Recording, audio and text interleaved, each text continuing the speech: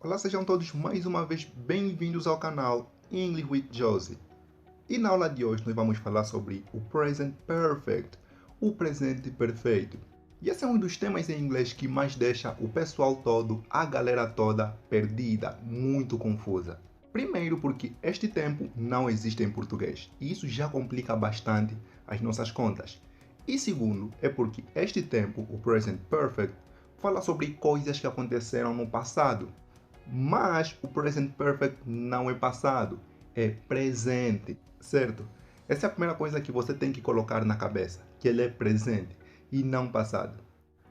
E outra coisa que você deve colocar na cabeça para entender de uma vez por toda este conceito de present perfect é que, na realidade, nós não nos importamos com o tempo específico em que a ação aconteceu. Ou seja, não importa se a ação aconteceu ontem, na semana passada ou há 100 anos atrás. Isto não importa. O que importa são os resultados, as consequências dessas ações que permanecem conosco até agora, no presente. Se você entendeu isso, se você percebeu esse conceito, então você já tem 50% do caminho andado, certo? E para você entender de uma vez por toda, olha para o exemplo que se segue. I have never eaten chocolate in my life. I have never eaten chocolate in my life. Eu nunca comi chocolate em toda a minha vida. Em toda a minha vida eu nunca provei chocolate. E uma vez que eu nunca provei chocolate na minha vida, qual é o resultado? Qual é a consequência disso? A consequência é que, se eu provar chocolate, será a minha primeira vez. E é isso que importa. E é isso que vem na cabeça do nativo quando você usa o presente perfeito, o present perfect. Eu acho que agora você já entendeu. E qual é a estrutura para usar o presente perfeito? A estrutura é a seguinte. Nós precisamos de um subject que você já conhece. I, you, he, she e por aí vai. Mais o have ou o has na terceira pessoa, mais o nosso main verb, o verbo principal. Este nosso verbo principal tem que estar no particípio passado. E aí é um outro problema, uma outra história. Para os verbos regulares, o particípio passado é o mesmo que o passado simples. Então, por exemplo, want, wanted, wanted. Repara então que o passado simples e o particípio passado é o mesmo. Já para os verbos irregulares, para os verbos rebeldes, como eu gosto de chamar, a coisa é totalmente diferente. Então, por exemplo, speak, spoke, spoken. Para esses verbos rebeldes e irregulares não tem outra solução. Você vai ter que estudar todos eles, certo? Então, vamos lá ver alguns exemplos. I have been on YouTube for 3 months. I have been on YouTube for 3 months. Ou seja, eu comecei no YouTube há 3 meses atrás, mas até agora eu permaneço no YouTube, certo? Então, é algo que eu comecei lá no passado, mas que continua a acontecer até agora no meu presente. Esse have também é contraído no pronome. Muitas vezes acontece isso, e com muito mais frequência, na verdade. E ele fica desta forma, e pronunciamos como I've. I've. Então, esta frase eu posso ler como I've been on YouTube for 3 months. I've been on YouTube for 3 months. Isso também acontece com a terceira pessoa, com o he, she, it. Então, she's learned a lot from my lessons.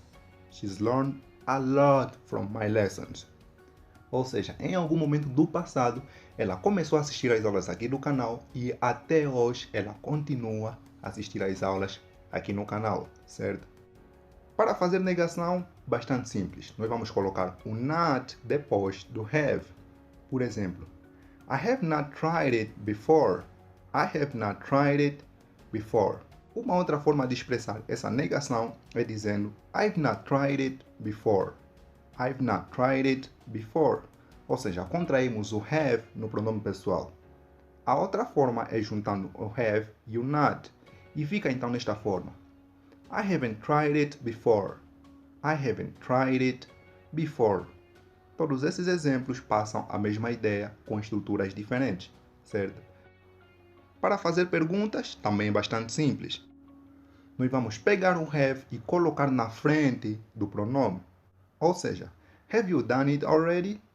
Have you done it already? Na terceira pessoa é a mesma coisa. Hasn't she come yet? Hasn't she come yet? Ela não veio ainda. E isso é bastante simples. Agora, em seguida, nós vamos ver em que situações utilizar essa estrutura do presente perfeito.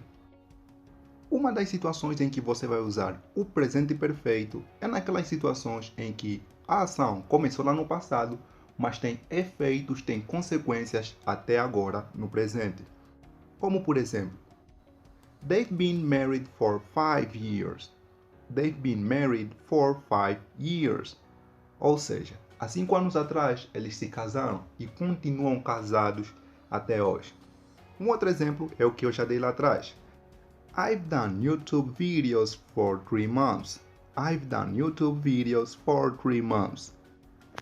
Uma outra situação em que usamos o presente perfeito é quando utilizamos para descrever ações que fizemos repetidamente no passado, como por exemplo, they have watched so many movies today. They have watched so many movies today. Eles assistiram muitos filmes hoje e provavelmente continuarão assistindo. You've eaten too much today. You've eaten too much today. Você comeu muito hoje. Em um terceiro caso, onde utilizamos o presente perfeito, é naquelas situações para explicar experiências de vida. Como por exemplo, he's never eaten pizza in his life. He's never eaten pizza in his life. Ele nunca provou pizza na sua vida. E como já falei lá no primeiro exemplo, como consequência, se ele provar, será a primeira vez. I haven't been to Brazil yet. I haven't been to Brazil yet. Então, esses são os modos para utilizar o present perfect, o presente perfeito, em inglês. E para a aula de hoje foi isso, espero que você tenha gostado. Ela foi bem clara, dei o máximo para explicar, para deixar os conceitos bem claros para você. E eu acredito que você tenha entendido. Se você ainda tiver alguma dúvida, é só deixar aqui embaixo na seção dos comentários que eu vou ajudar. E se você gostou dessa aula, não se esqueça, deixa um like nesse vídeo. E é isso, muito obrigado pelo seu tempo e eu vejo você dentro da próxima aula.